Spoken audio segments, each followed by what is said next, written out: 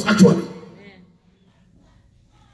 This morning, if you will embrace your own season, there shall be restoration. Amen. It is my prayer that the joy of the Lord will be restored to your hearts. Now we are saying that every individual must learn to embrace or live in your own season or time. Because if you don't embrace your own season, if you don't live in your own time, you can do the right thing at the wrong time. For example, you come to church, you see somebody has bought a new car. Maybe that person is enjoying his own season of promotion.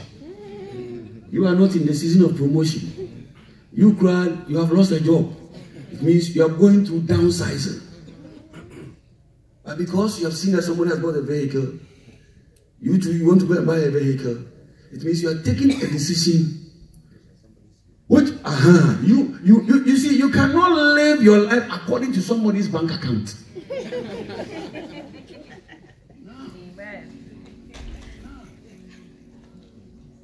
No. You cannot. And that is what has brought so many Christians trouble. Even in ministry.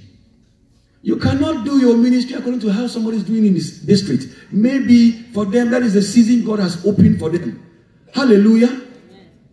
For us in Boston here, we have gone through a certain season. It is our season. We have to embrace it. It's not easy. But that is our season. Because when we reset, there will be a time for weeping. Boston, we've gone through a time of weeping. That is our season. We have to learn to embrace it. Let's understand I'm trying to bring to you. Otherwise, you begin to even look for somebody to blame. And let me say this. That's why I started by saying Africans, we have a certain idea about death. Let me say this. The devil, God is not his classmate.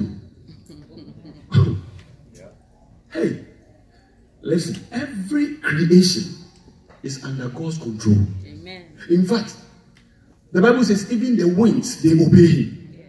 The waters, they obey him. So if the devil is God's creation, the devil obeys God. Tell somebody the devil is manageable. In fact, God manages the devil. No way. That's why he told him, go, you are going here, go. But make sure when you go, you can do A, B, C, but you can't touch his soul. The devil says, yes, master. People don't know that the devil is still under God's control. Oh, he is. In fact, God himself, he doesn't even fight the devil. It is Michael the archangel that God sends. Go and fight the devil. Because God is too much. Hallelujah. Amen. So the God who has called you, there is no way that someone can take you out of his hands. Hey, it is even a blasphemous thought for you to contemplate that. A deep somebody. No, it's not possible. It is only that we have to understand that God says that when I created the world, I put in place times and seasons. There will be a time when somebody will be born. There will be a time when somebody will die. I'm telling you. Telling you. So if you're a Christian, you cannot bind it. Oh, even Makia, who started the church, he's dead and gone. You can't bind that too, because this one, it cannot go to heaven. This one. That's why I sang the Gadiamus song. It belongs to the earth. It has got weakness. In heaven, there is no weakness. Weakness cannot be in heaven. So this one must be surrounded here. And Bible says that you receive an imperishable body. A body that does not last. That is why in heaven there is no marriage. Because you can't last for a woman. That's not possible. In heaven, you cannot be hungry. In heaven, you cannot be sick. Because the new body is a glorious body. When you say you want to go to Kumasi, then you are standing there. Yeah. That is why Jesus Christ could just enter the place where they were eating without knocking on the door. By the time he is there, because he was carrying a glorious body. So please, Let us understand that it is God who has put all these. When He created, I have put in place these things, they will happen. So when they happen, the Christian must say, oh, God, your word has come to pass. And you give God the glory. Therefore, we must know that we will not live here for long. Amen? Amen. We have some work to do. Anything that you have doing, you have to do it. Apostle Paul says something about times and seasons. He put it in a different way.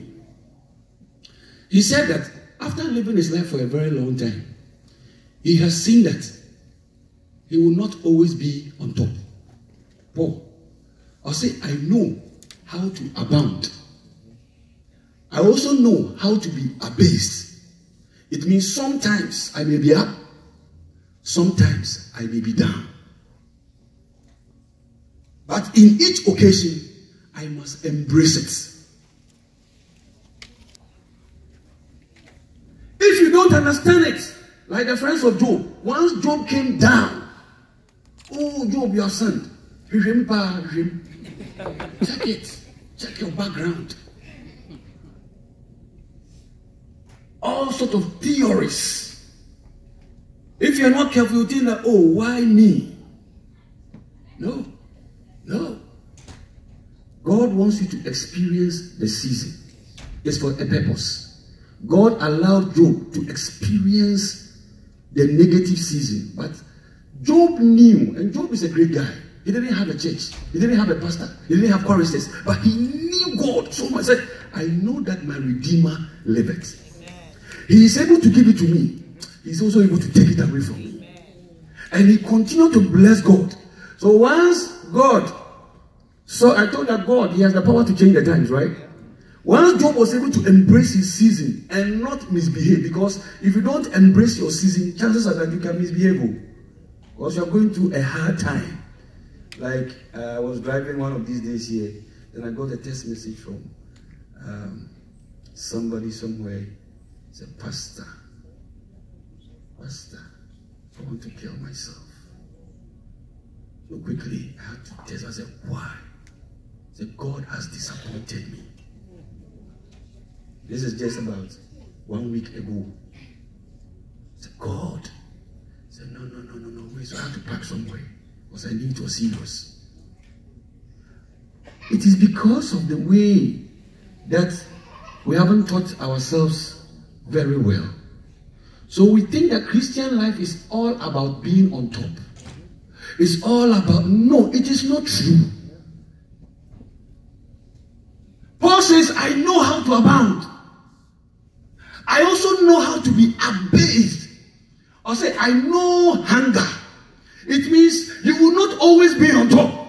You will not.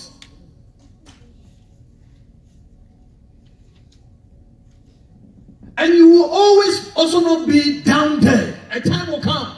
Because the Bible says in Daniel that God is able to bring one down. He's also able to take another from down to up. I am praying this morning that the Lord will help our understanding. That it is God who brings these seasons to prepare you. Sometimes it's to refine you. Sometimes it's to help you cope with a situation that you will encounter one day. May you be strengthened. Hallelujah. Even as you go through this season which is uncomfortable, we pray that the Holy Spirit himself will strengthen you. Amen. Because God has said already that he will not let you go through anything that is too much for you. Which means if you're going through, he knows you are capable. You can handle it. I want to encourage you. Because around this time, many people talk. People talk. And people talk. And it's unfortunate that the people who are talking, some of them are Christians. It's just lack of understanding. So as an ambassador of Christ, I have decided to speak the mind of God. That there will always be a time, none of us can take this one to heaven. Our chairman told us something, that when Apostle Sappho, talking about Apostle Opoku, he told us this, that when Apostle Sappho was sick, he was our chairman. One minister of God in Nigeria said that, oh, our apostle, he hasn't got feet. That is why finally he died. Actually, he died at the hospital. So he hasn't got free. That is why he died. Oh, okay. See, if you don't understand times and season, you would think that people are going through troubles because they are not praying. Oh, you need to pray. You need to pray. Because if you... Oh. As if you pray, you die. Are you sure? Really sure? Even Jesus prayed in the Garden of Gethsemane. He still had to face the cross. It didn't take long. Then this great man of God also got sick. He died. He died. But you see, it is lack of understanding. Everybody will go through some rough time. Hallelujah. And this is why those of us, for example, if somebody is going through a bad time, the Bible says, rejoice with those who are rejoicing, and mourn with those who are mourning. It is for us, those who are in a better season, to come down and mourn with them. Why? Because a time will come. The season can shift. Oh yeah? They may start also having a better season. And I pray that this season will end. And a new season of joy, a new season of rejoicing will come to you. Amen. And when they are also experiencing their new season, somebody in the church will go through another season. Hallelujah. It shall be so. Till Jesus comes. It shall be so. It shall be so. But we need to understand it. Let me end by saying that we need to understand the times and seasons, which I've been saying all this while. Because if we don't, we will treat people in a wrong way. For example, you may see somebody currently in a snapshot, and you can estimate that the person where he is less than where you are. And therefore, if you don't understand times and season, you can even disrespect the person because you think where he is less. You can disregard. And even sometimes, unfortunately, we see some of these things happen in church, even in ministry. Let me tell you, let God. Daniel says he can raise one up. He can put one down. This one should even teach us to be humble. That today, when I am on top, I shouldn't think that I will always remain on top. Oh, a season will come. A time will come. That if you're not careful, the person that you are disrespecting, you are trying to minimize, you are trying to put down, God may shift the equation. Then all of a sudden, you have to report to him. Oh yeah, it happens. It happens a lot. Therefore, it teaches us that when we are on top, even in Ghana, we have something that the people that you see, when you are climbing up, they're the same people you will see when you are coming down. So when you see any person, treat the person very well. Because one day when you are down, maybe there are those you will need to lift you up.